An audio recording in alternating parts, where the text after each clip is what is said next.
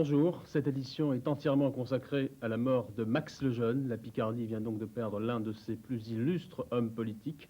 Max Lejeune est décédé, l'homme aux 60 années de carrière parlementaire est mort cette nuit à l'âge de 86 ans.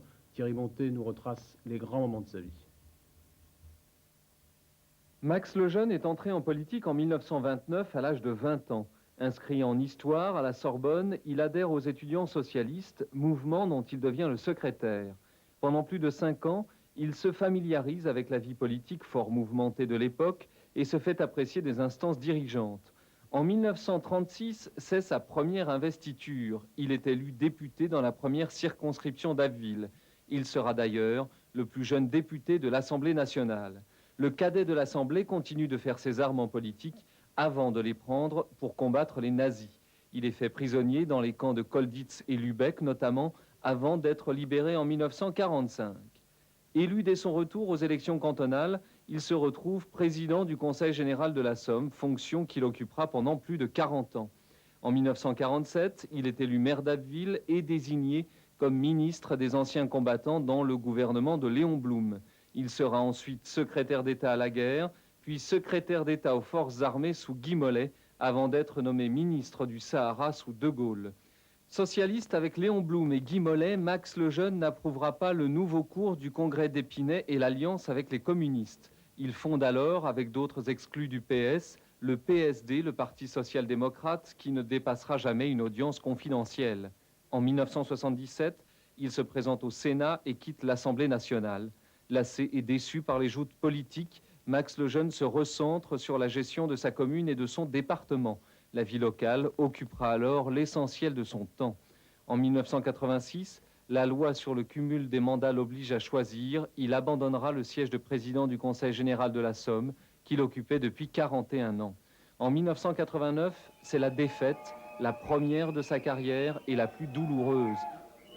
Devant tant d'intolérance, je ne peux que vous dire personnellement, adieu Abbeville. Il est battu et perd la mairie d'Abbeville. Max Lejeune se sent humilié et trahi. Il continuera néanmoins d'assumer jusqu'au bout ses responsabilités de sénateur. Bien sûr, la nouvelle de sa mort constitue une grande surprise. Abbeville, ville dont il était maire durant les longues années pendant la 4e et 5e République. Par téléphone, nous retrouvons Xavier Roland à Abbeville.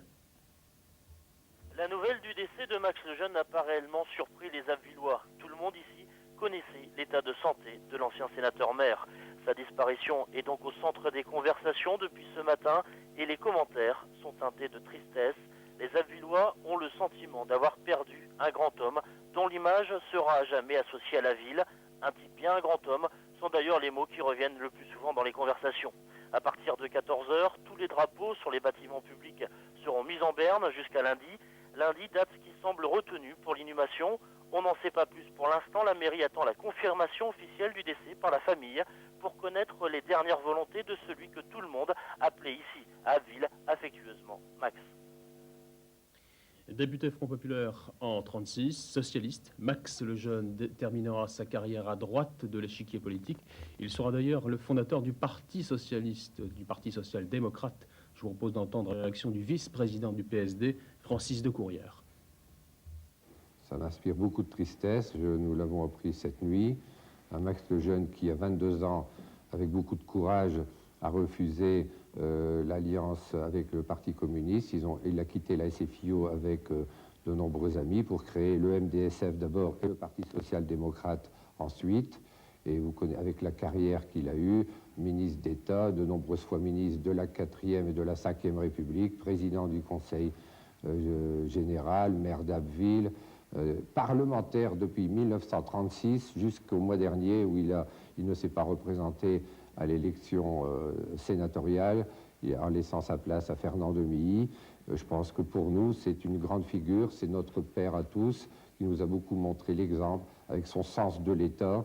Et je pense que l'action politique que nous avons menée et que nous continuerons à mener sera toujours dictée par ce qui nous a inculqué.